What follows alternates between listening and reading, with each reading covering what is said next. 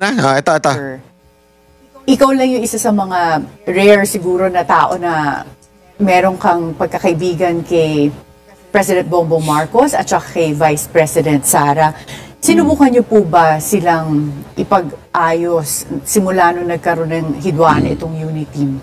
Well, nung inumpisa ko yan, ang totoo niyan, Sara, sigurado na mananalo for president. Nobody could beat her. Very popular at that time. Now, coming from a very veteran politician, hindi na sabi niya, mananalo yun. Di ba? Kaya nga, sabi nga ni, di ba, naalala nyo, binati ko si Vice President Sara Duterte nung sinabi niya yan, one time. Sinabi niya yan eh. Sabi niya, sa akin na yung presidency. Di ba? Meron siya sinabing ganun eh. It's already mine. Pero, hindi niya tinuloy. Alam mo, noon, yun ang ano eh. Because of the success of Tatay Digong. Kaya, gusto nila tuloy-tuloy and they want VP Sara to run for the president. No, di ba? And alam natin, lahat suporta na eh. Nandun na eh. From the politicians. Kasi wala sila eh. Ano na eh. Yung tao, nasa kanila eh. 80 plus ang ratings ni Pangulong Duterte. So definitely, they want the same. And ganyan naman na nangyari din sa Davao. Di ba? Mayor si Pangulong Duterte, tapos gusto si Vice President si Vice President ang maging maging sumunod na mayor pag wala na si PRRD. Ganun na nangyari. So tama si si Manong Chabit na talagang eto na yung siya na eh. Kanya na yung pagiging presidente. Si Bongbong naman nakiusap si Amy Marcos sa akin na tulungan si Bongbong for his vice presidency dahil dinaya lang, sabi niya, tawagin muna yung mga leaders sa North bago ako. Tingnan ninyo ang pumipihit. This is, you have to understand, that's why I don't like Amy. I think hindi siya nagsasabi ng totoo sa taong bayan. Hindi, sa tingin ko lang, that is my opinion. I think meron siya itinatago na nakakaintindi sila lang. Yung pamilya lang nila. That's why I do not trust her. Okay? Kung makikita niyo dito, Bongbong Marcos is not a strategist. Bongbong Marcos is nothing but kung ano yung pinotray ni Amy Marcos dun sa pelikula niya. He is nothing but somehow is just being a puppet by, tingnan nyo sinong pumipihit ng political career ni BBM? Senator Amy. From the very beginning. That's why I do not believe na magkaaway sila ngayon. I do not believe na magkaiba sila. Yung mga patutsyada ni Amy Marcos, panis, yun? Supot, ika nga. Pansinin nyo, hindi niya nga sinisising kapatid niya ever eh. Bakit? Kasi part of the plan. Na kunwari, sisihin yung mga palpak doon sa mga tauhan, pero hindi naman kay Bongbong Marcos. Para ang dating, you're sparing your brother para lang, di ba, babanatan mo yung mga gabinete niya. Sa akin, that's stupidity. Kung palpak ang mga cabinet secretary mo, ang palpak yung presidente. Hindi pa pwedeng yan. Hindi pa pwedeng, hindi, palpak lang kasi itong cabinet secretary, kaya pumapalpak yung kapulisan. Palpak lang itong cabinet secretary to, kaya pumapalpak yung mga justices. Hindi pa pwedeng ganun. Justice, hindi pala justices, sorry. Wrong term. Yung prosecution ng DOJ o NBI o whatsoever. Diba? Hindi natin pwedeng sabihin ganun. Pumapalpak lang sila at hindi kasalanan ng kapatid mo. Ang kapatid mo ang big boss, supposedly. Tapos sasabihin mong wala silang kinalaman. Dito pa lang, kitang-kita nyo na ang pagpihit ng political career ni BBM from the very beginning, si Amy Marcos. Tapos all of a sudden, magkaaway na sila ngayon. Ano yun? Hindi totoo yun. Magkamag-anak yan, magkapatid yan eh. Ang gumalaw ng politika ni BBM, si Amy, tapos magkaaway na sila bigla ngayon. Bullshit. That's not the truth. I don't think so. Pagbigay ng desisyon ko na tutulong sa inyo ako. I will invite them, Manong, all the leaders in the North, but I'll use your name because you are the president of the Mayor's League. Sige ako. Nimbita niya, dumating naman lahat. So, pagdating doon, sabi ni Amy, thank you for coming. So we could start the early campaign of Bongbong for Vice President. Dinaya lang sabi niya. But Manong Chavez has a plan. Manong, can you tell us a plan? Kako, magpapile tayo for President, ay for Vice. Marami kang makakalaban dyan. Kung ang gusto kong mangyari, mag-file tayo ng for President, wala pa nang magpapile Pero pag nag-file si Sara, you have to slide down, then I have the leverage to talk to Sara, ikaw ang Vice, protected ka na. Palakpakan sila, si BBM, salamat Manong. Kita niyo yung plano?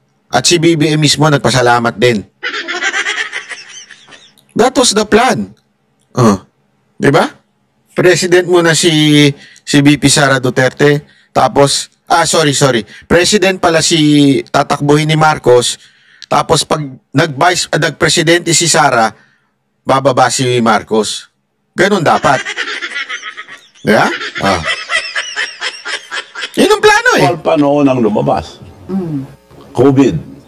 So, nakiusap ako sa Department of Health, pwede small group. So, nag-ayos ako, being the president of the Mayor's League, regional mayors. Isang region, lahat ng mayors. So, nakilala si Bongbong sa mga mayors. Yung mga mayors nga, paano si Sara? Then, nag-uusap na kami ni Sara, may plano ako dyan, ako. So, kita mo, kahit yung mga mayor si VP Sara talagang gusto nilang presidente.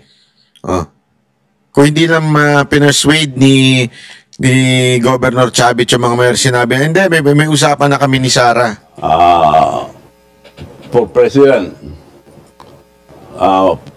Sara for president Hindi, okay lang yan ako. So, nakako naman si Bongbong mag-slide down. In the end, bakit hindi po nag-slide down si nagkataon ng problema nung popular na si Bongbong dahil sabi sa akin ni Bongbong noon, Manong, ang swerte ko, ikaw presidente ng Mayor's League. Puro mayors ang minimit ko ngayon. Ang laki tulong ng mga mayors. Nung tumakbo ako noon, wala akong isang mayor, sabi niya. So grabe yung ginawa ni, ni Chavez Singson, Di ba? Di, alam mo, yan po kasi talaga ang sikreto sa national, Yung mga mayor. Pagka yung mayor, hawak mo, siya sa'yo sa baba, isasama ka niyan sa, tawag nila, yung sample ballot. Malaking bagay yun.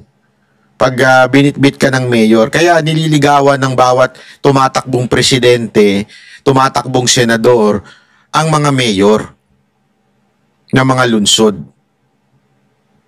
Ikakampanya ba siya o ganun. Ang naglakad doon si Chavez. So, dapat malaking utang na loob ni Marcos dito kay Chavez. Yun ang totoo. Pero nagka-momentum na po siya, ayaw na mag-slide down.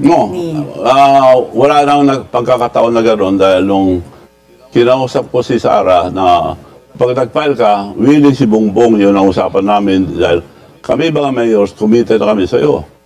As we have committed. So he's willing to slide down. Hindi naman, hindi na ako tatakbo ngayon, next time na lang, sabi niya. Bakit naman? Hindi, marami rin hindi ko nang makwento yung mga bang nangyari. So, ayaw na niya. So in the end, so ako kay Bongbong, bingo ako. Wala ka lang kalaban. Bingo siya. So talagang may utang na loob. Hindi lang kay Chavez Singson itong si Bongbong Marcos. Kahit po kay VP Sara, kung hindi nag-Vice President si VP Sara Duterte, olat ka. Hindi ka mananalo. At saka, yung mga mayor, talaga si VP Sara Duterte gustong maging presidente. Hindi ikaw. Second choice ka lang. Kayaya ka naman. Hindi. Gusto mo ganyan? Second choice? Halimbawa, ligawan ka ng isang lalaki. Ay, bihirang buhay. May lalaki lalapit sa'yo. Alam mo, gusto kitang, mga pangasawa. Kursunada ka. Pero meron talaga akong iba muna. Pag hindi niya ako sinagot, ikaw nang, tayo dalawa na. Ano mararamdaman nyo nun? Hindi, kayo mga kababaihan, sabihan kayo ng lalaking ganun. Pangalawa ka lang, meron talaga akong ibang crush eh. Ito talaga yung crush ko. Kaya lang, hindi ako sure kung sasagutin ako eh. Pag hindi niya ako sinagot, huwag ka mag-alala. Sa'yo ako mapupunta. Putang inang yan, shit. Sorry. Ano nga, di ba?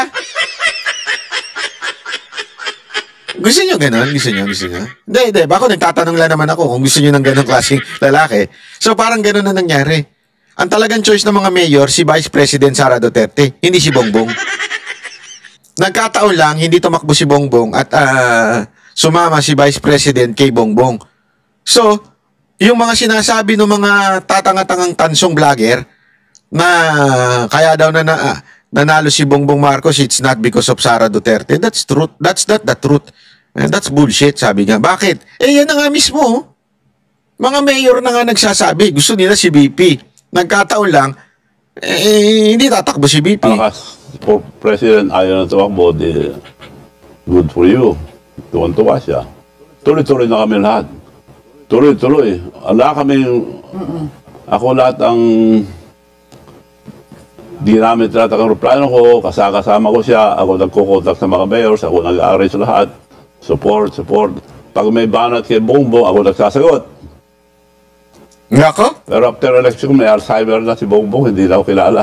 Nako po! So ngayon po ba, kanino kayo mas malapit? Kay President Bongbong Marcos or kay... Pero bago natin i-discuss yung Alzheimer ni Bongbong, hindi, may maganda siyang dito ha. Meron siyang binitawan dito, hindi ko alam kung paano niya sinasagot. Sabi niya, pag may banat kay Bongbong, ako ang sumasagot.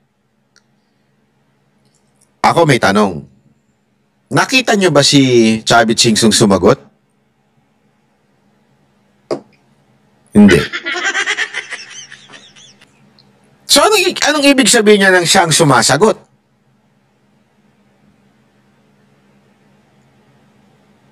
Alam mo, isa lang masasabi ko. Meron talagang farm. Mahilig pa naman sa farm itong si Manong Chavit. May farm ng sumasagot.